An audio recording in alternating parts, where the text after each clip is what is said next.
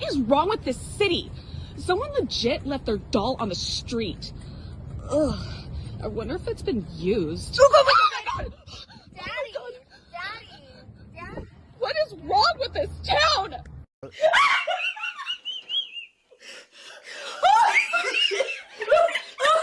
So if you send a donation, just click now. Did I just witness what I think I witnessed?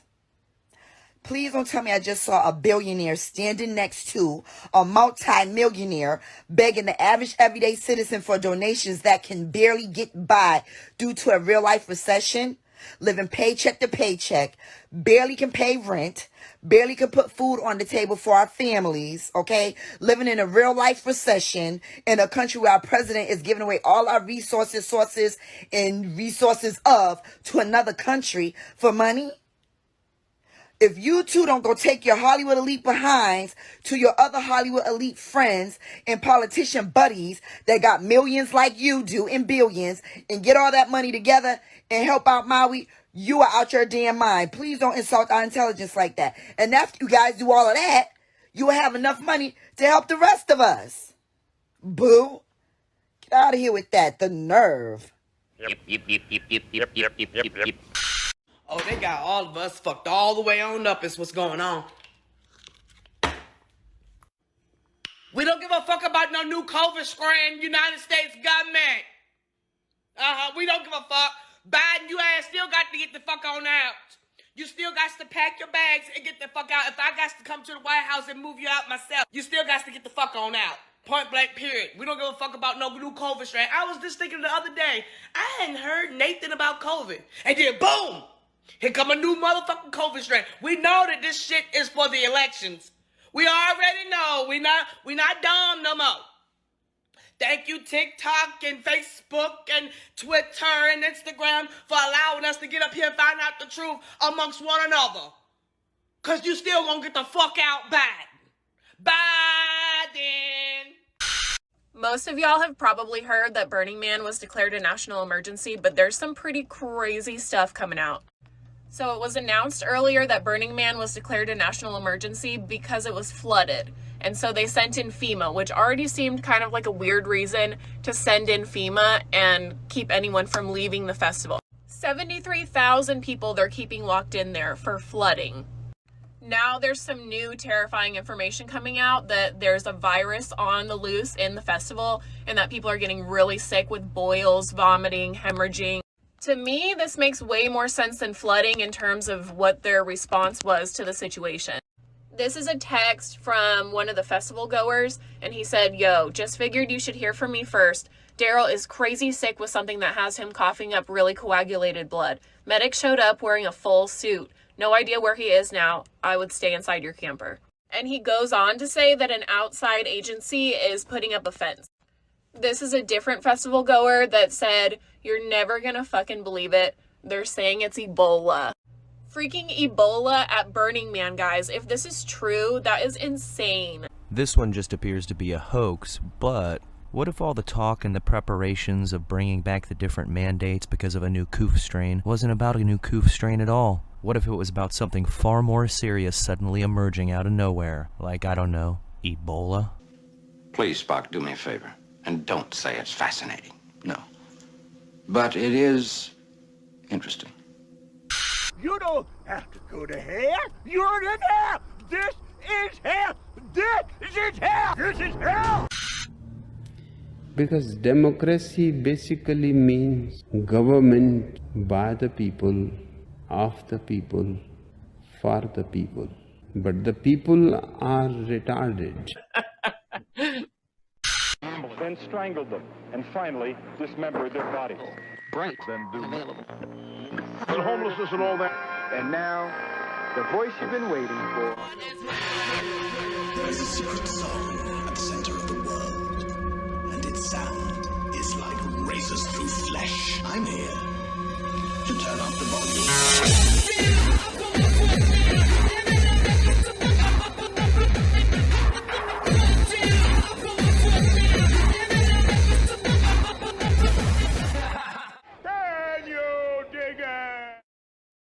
I'm kind of retarded.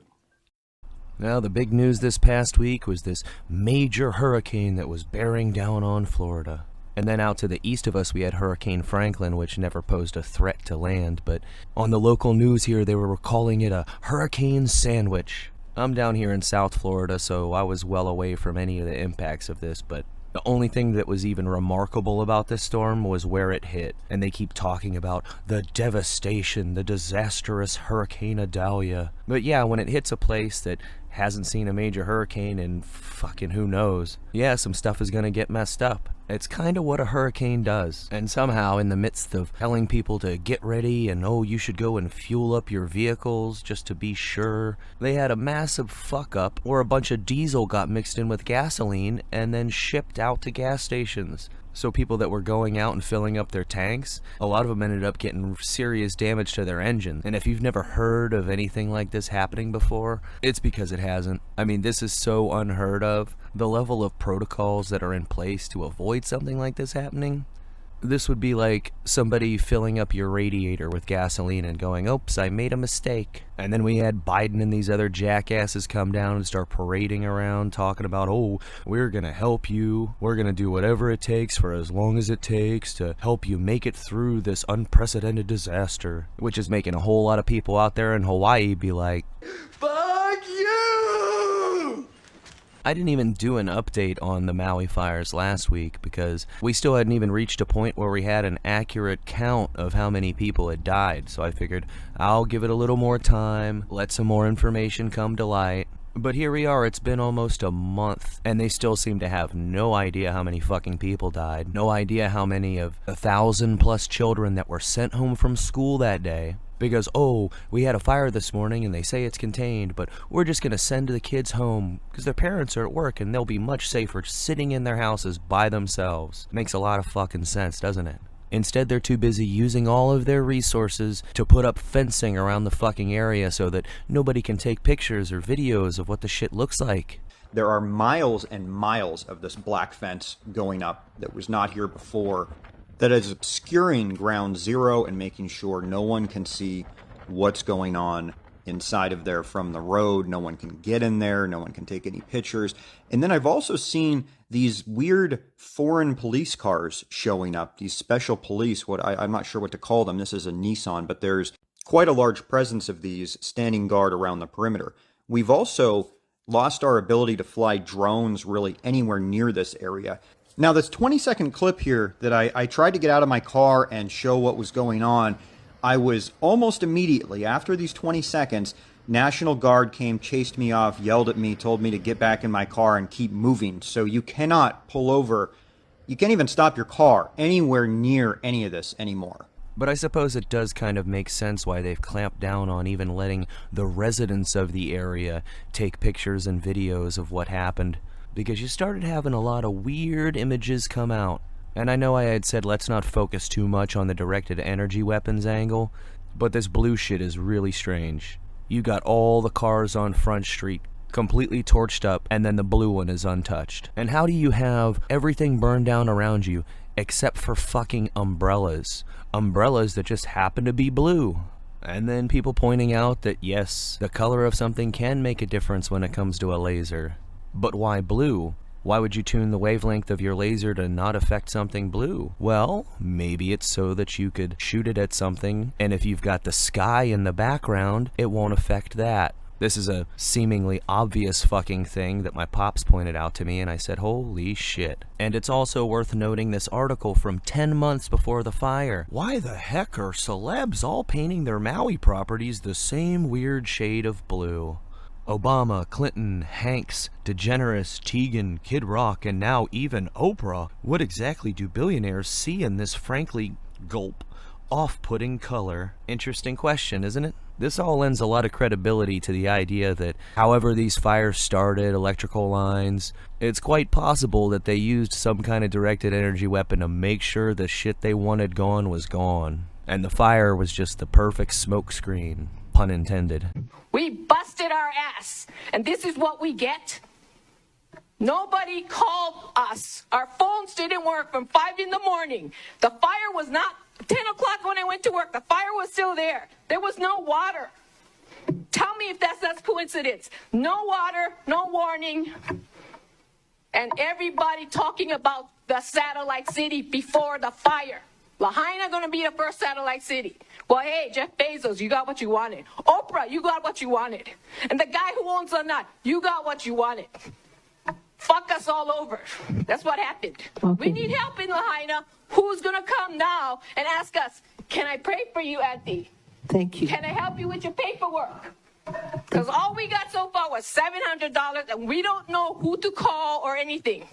And now coming up in a few weeks on the 25th, they're having their Digital Government Summit, which a lot of people had pointed out that for the past couple years they were talking about turning Maui into this island of the future. And now all of a sudden the people that were standing in the way of progress find themselves homeless and unable to even come in and survey the wreckage that used to be their fucking house. Of course, when you go to the website, at the very top, as soon as you get there, they have a nice little fact check for you. Note: misleading social media posts have been circulating, falsely asserting that the Hawaii Digital Government Summit, which is held in Honolulu each year, is aimed at transforming Maui into the first smart island. These claims are incorrect and do not align with the summit's annual focus. The event is designed to facilitate collaboration among public and private sector IT professionals, encouraging the exchange of best practices and innovative solutions to enhance and support the services provided to the constituents they serve. Basically saying, this isn't about turning it into a smart island, it's about doing all these little things. Well, but all those little things would make it a smart island. How dare you! It's like when they say, oh, you fucking idiot, there's no such thing as chemtrails. Oh yeah, well what the hell is that shit? Oh, that's stratospheric aerosol injection. There is a difference somehow.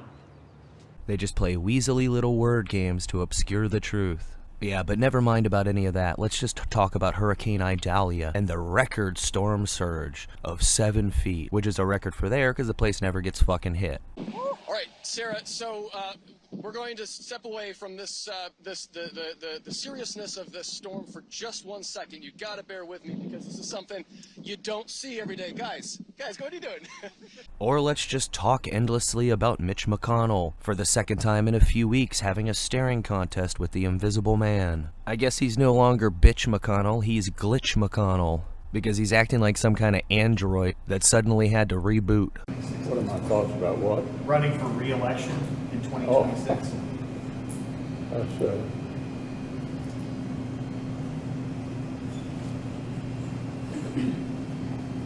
Did you hear the question, Senator? Running for re-election in 2026?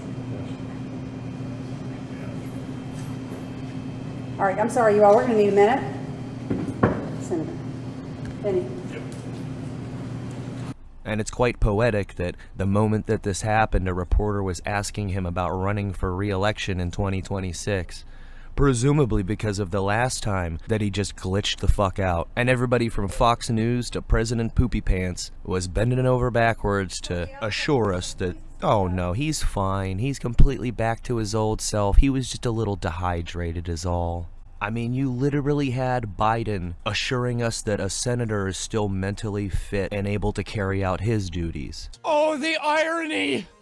It's too much! And of course both sides are gonna close rank. If you start looking at one person's cognitive ability to function, you might look at all of them. From Feinstein, who had to sign over power of attorney because she's unable to handle her own affairs, but can still make decisions for her constituents, of course, to the president himself. But the future of labor was in the future. And the distinguished gentleman from Pennsylvania. You remember him, right? Oh. I do support fracking, and I support fracking, and I do support fracking. And he's relatively young. So for all the people that are talking about age limits, that's not the fucking answer. Exhibit A, Mick Jagger. Mick Jagger just turned 80, which makes him 1 year younger than Mitch McConnell. He's basically the same age as Mitch McConnell and Joe Biden, and yet he's all there. He's putting out a new fucking album. It's obviously because Mick Jagger has taken such good care of his body all these years. But it just goes to show you, it's not about how old you are, it's whether or not your brain has turned into mush. I've also been hearing some rumblings of an audio tape that's supposed to get released sometime between now and Halloween. But he hasn't seen the half of it yet. There is an audio tape, I am told, by people in the know, not necessarily in government, not necessarily out of government, I can't say too much, but there is incontrovertible evidence of Joe Biden's corruption that is about to be made public. It's not going to happen tomorrow. It's not going to happen before Labor Day, but it will happen sometime between Labor Day and Halloween. This tape will be made public. I'm not sure by what entity at this point, but once it is heard, Joe Biden will have, well, he'll have only two options. Number one, he will not be able to remain a candidate for the presidency for re-election. It will be over and done with. The only thing that he might be able to do, potentially, but probably not, is remain as president. I am told this tape is that incriminating, and they're worried about it right now at the White House. They know about it. They know it's out there. There may be more than one, and it makes a lot of sense. But as for how they plan to flush Biden down the toilet without somehow immediately elevating RFK Jr. to frontrunner status for the nomination, that'd be a hell of a thing for them to finagle. And then on the other side, you've got Trump, who, in addition to this latest indictments and the mugshot gaining him a lot of traction in the black community, he's even got the Arabs going for him now. خذها يا ترامب وخلصنا من هالقرف. Trump 2024. Arab for Trump this year. Take this crooked Biden. He don't know how to walk. He don't know how to talk. Take him out 2024. Let's go, everybody. Arab for Trump. And there's, let me put on my thinking cap for this. There's been a lot more talk recently, most notably coming from an interview that Tucker did, talking about the possibility that Trump might get assassinated. Which is funny because it's something I've been saying for a while, that if it comes right down to it, they are not going to let that man back in the Oval Office. At least I'm not expecting them to. And I hope I'm wrong. I hope he makes it back in there, and I get to see some of that anger, some of that retribution, some of that fiery vengeance taken out on the government that has fucked all of us over for so long. I want to see the goddamn unemployment rate rise to 20% just based on how many people from the fucking federal government get laid off. But yeah, I do think they will kill Trump. I think there's a good chance they'll kill Biden too. They'll probably have Biden get assassinated by some crazed MAGA supporter, and one day you'll wake up and just hear that Trump died suddenly. Nothing to see here, he was an old man. They're not going to need to have somebody assassinate him publicly and make it obvious. They're going to want to make it a wedge issue, where half the country believes that he was just old and died in his sleep, and the other half says, bullshit. But yeah, that's my prediction. If it comes right down to it, Trump will be dead, and he'll be dead in a way that makes it look like it's not an assassination.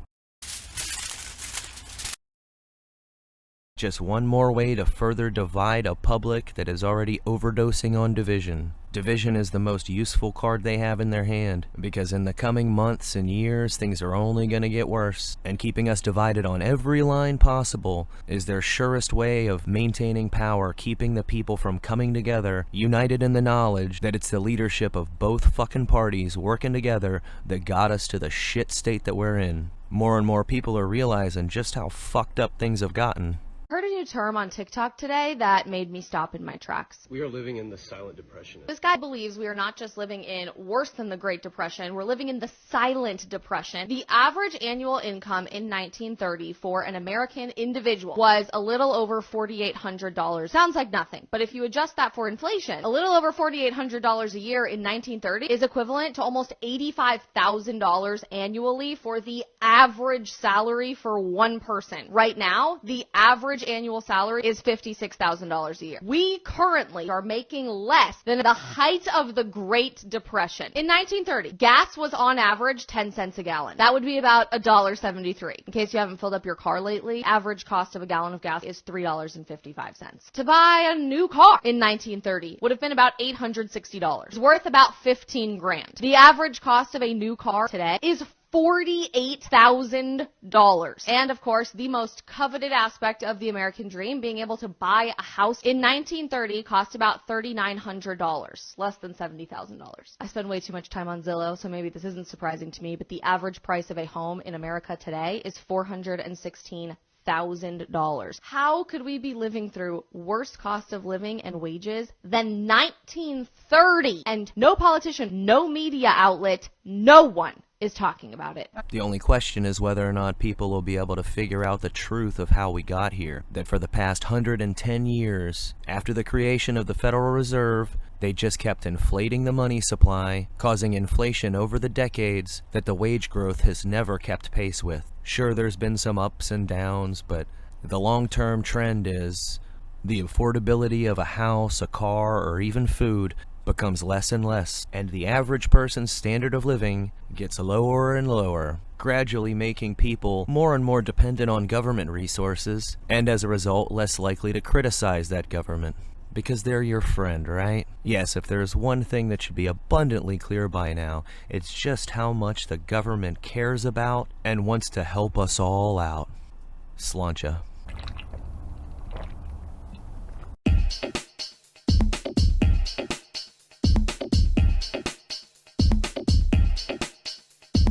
All I have in this world is my thoughts and my words, and I don't break them for no one. You understand? So say good night to the bad guy. So say good night to the bad guy. So say good night to the bad guy. So say good night to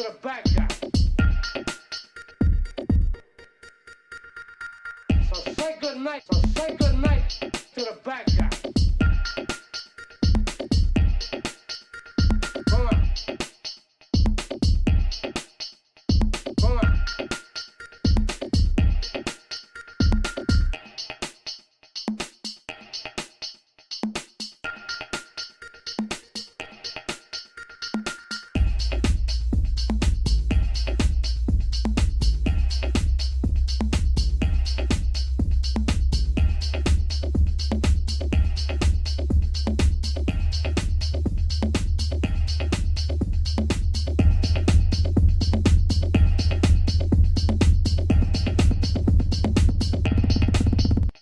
Come on.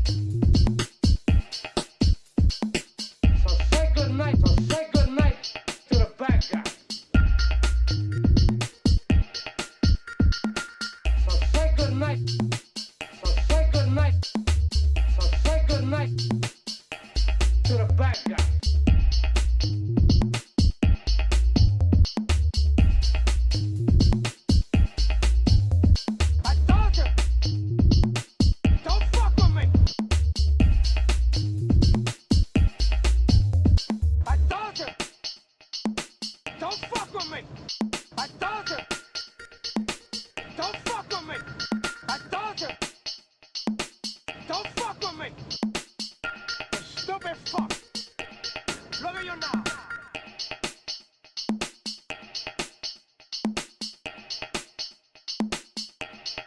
you now.